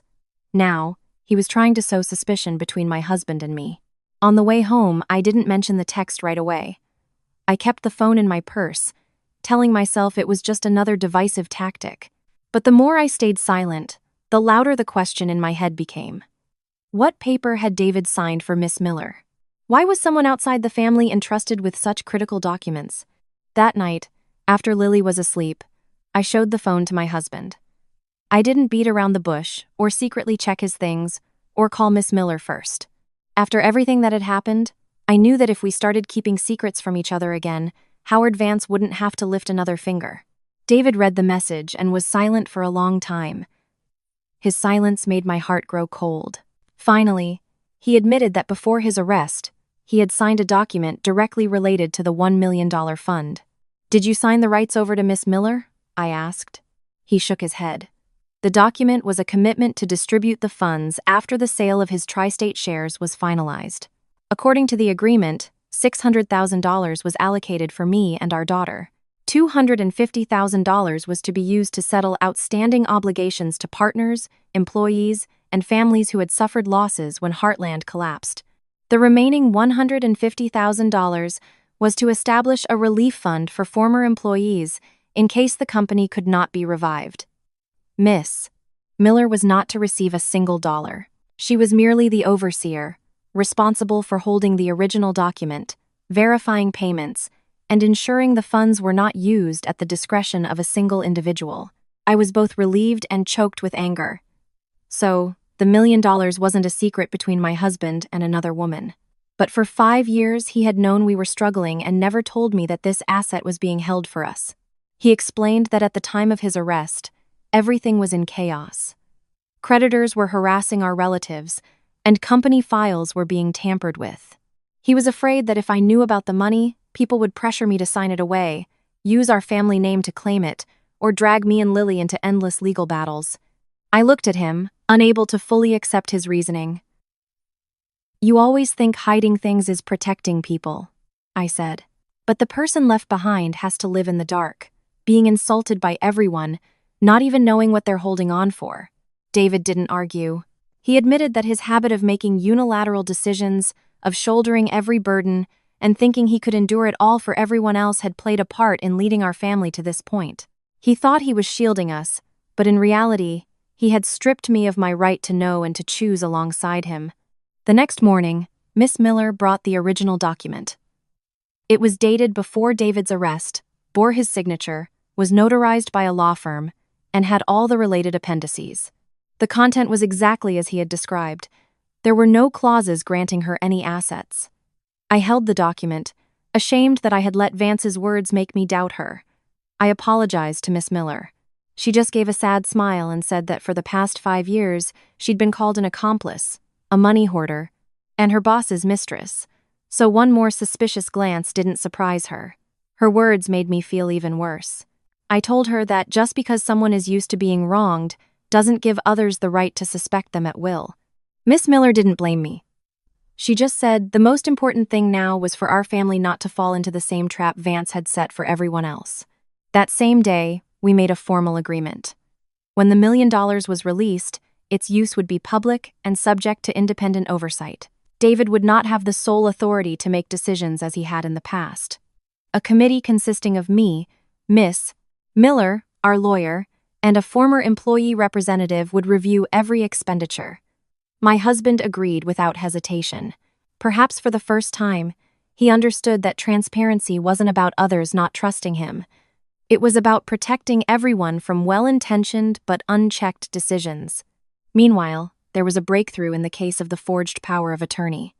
The man who had acted as a witness on Kyle's document came forward.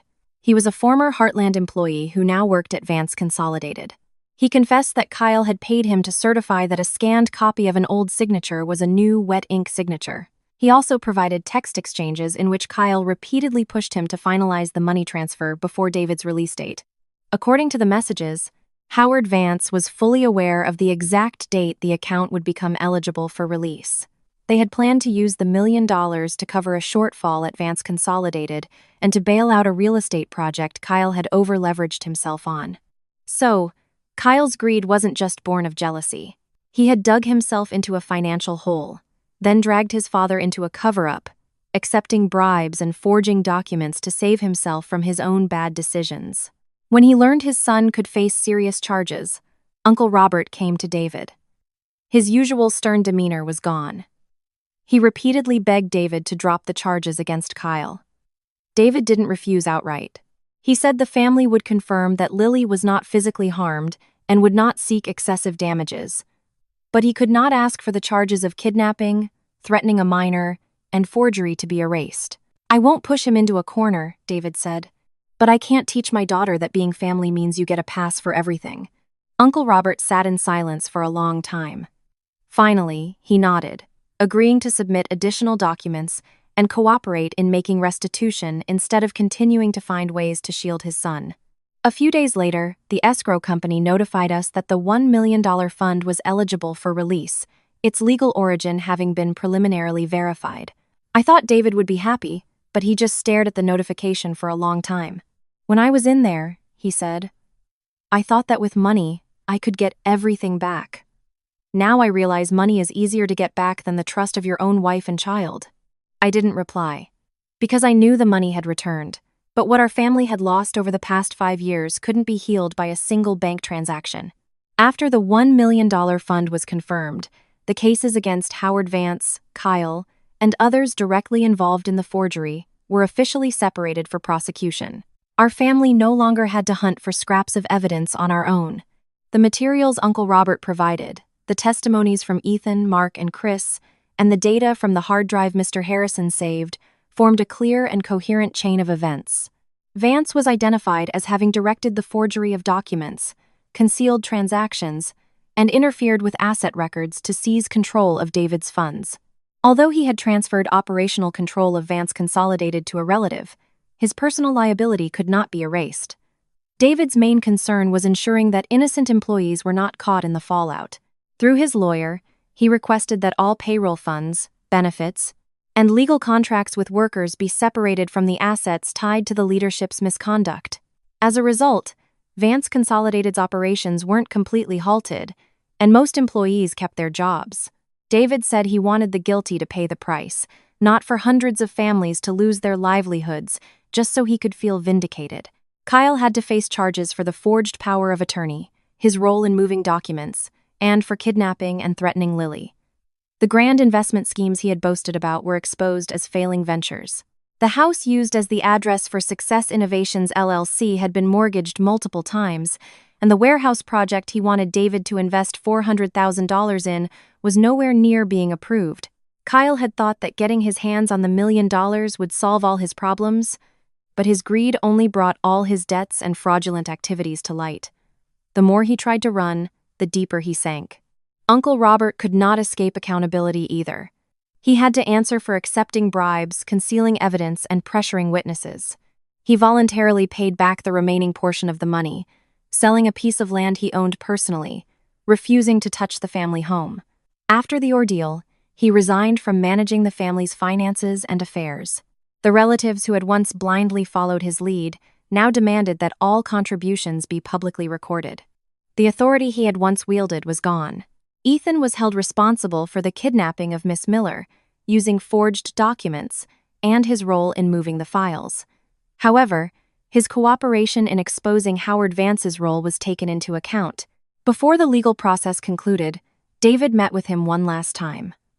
I wasn't there, but David later told me that Ethan had lost all his former confidence. He said what he hated most wasn't David himself, but the feeling of being forever indebted to someone who was always seen as better than him. David didn't scold him. He just said, "I helped you back then because I cared about your wife and kids. You turned that kindness into a reason to hate me. If you get a chance to start over, live in a way that your son won't have to hang his head in shame for his father." Ethan broke down crying, but this time, tears couldn't erase his actions. David didn't forgive him on behalf of Miss Miller, nor did he ask for a reduced sentence. He just refused to use bitter words to push a fallen man over the edge.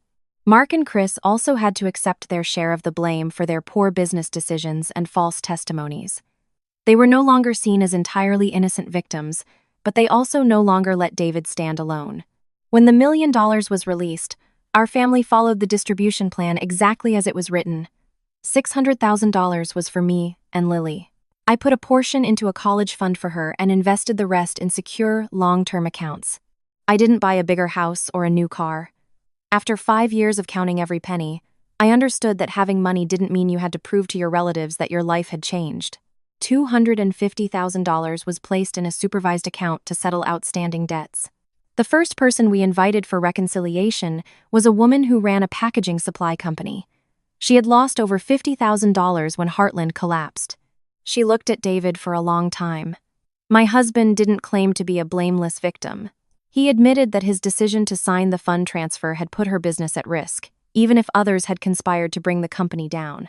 After receiving the verified payment, she said she couldn't pretend nothing had happened, but at least he had returned to face those he had harmed, instead of just trying to prove his own innocence. The final $150,000 was used to establish a fund for job retraining and accident insurance for former employees. The fund was overseen by me, Miss Miller, a lawyer, and an employee representative. David had no authority to withdraw money unilaterally. He accepted this without hesitation.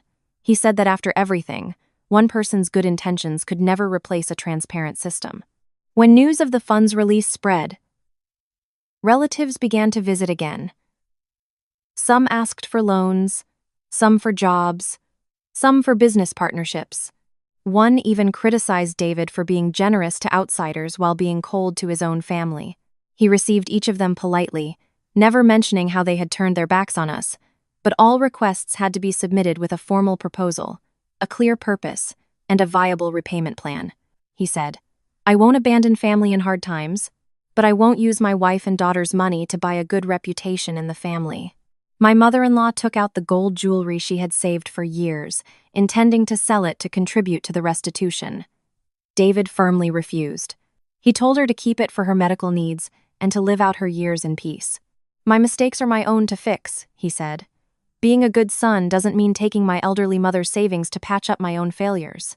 At the end of that month, the first reconciliation report from the restitution program was sent to all involved parties.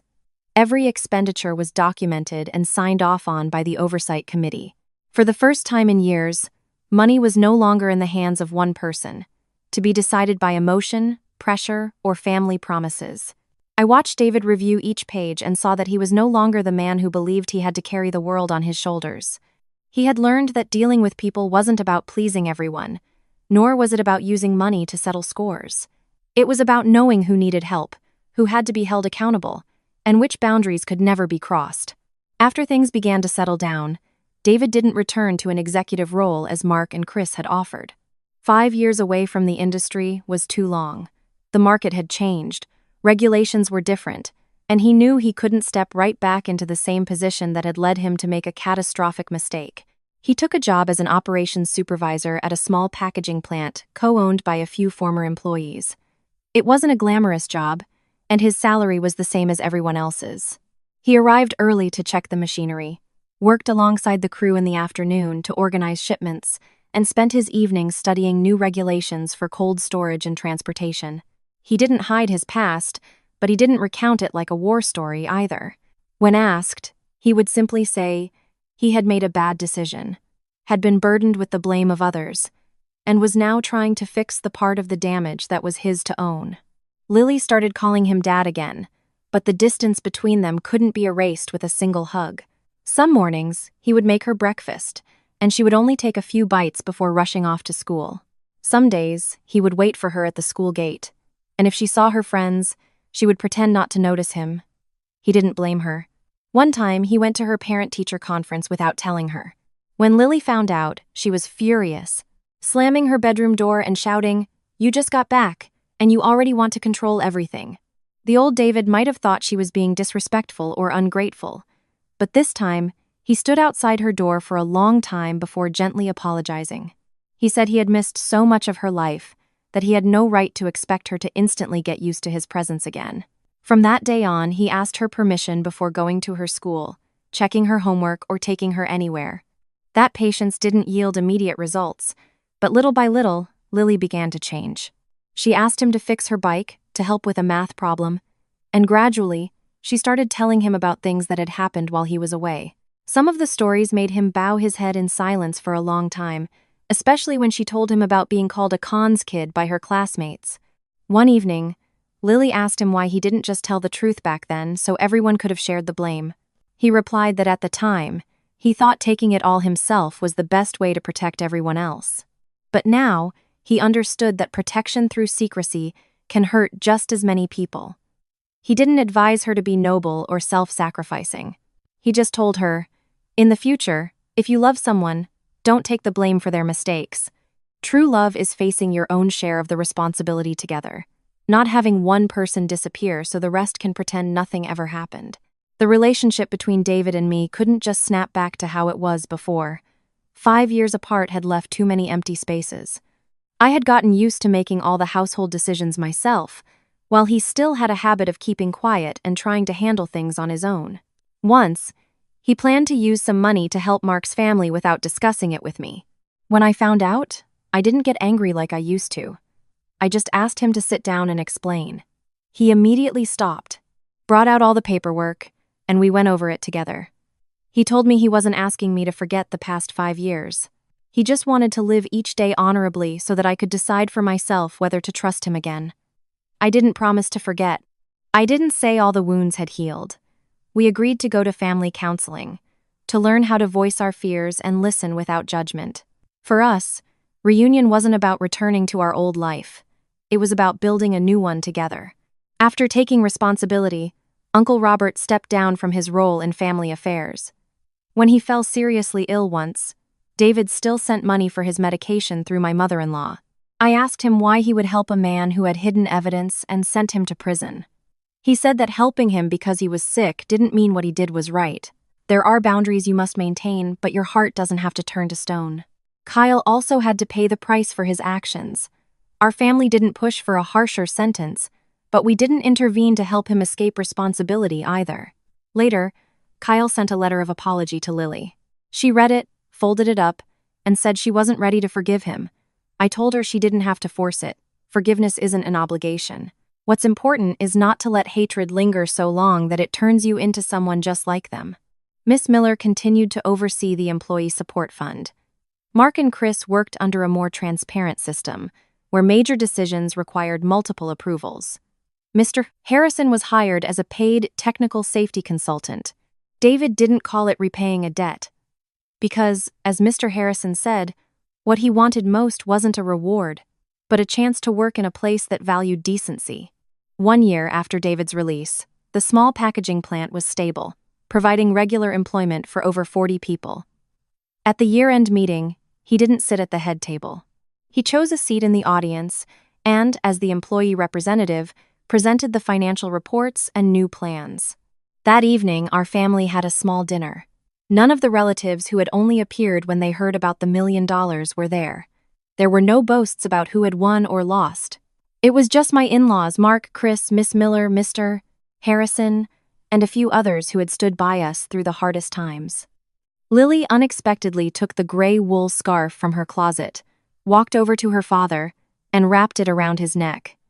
She looked down and said softly, "The day Mom went to pick you up, I was the one who picked out this scarf." David didn't say anything. He just held her hand for a long time, his eyes red. After dinner, he asked me if I regretted driving over 125 miles alone to pick him up that day. I told him that the drive only took a day. The harder part was learning to live together again after 5 years apart. But at least, I said, from now on, no one in this family has to walk alone. David once thought the most important thing upon his return was to get back his $1 million and prove he had been wronged. In the end, he learned that money can be verified with paperwork, but trust has to be rebuilt, one small act at a time, every single day. The people who had sown greed, jealousy, and lies had reaped their own consequences. Those who had made mistakes but dared to own them still had a chance to rebuild their lives. And our family, we didn't return to the way we were before. We just became more real, more honest with each other, and we understood that family isn't about covering for one another.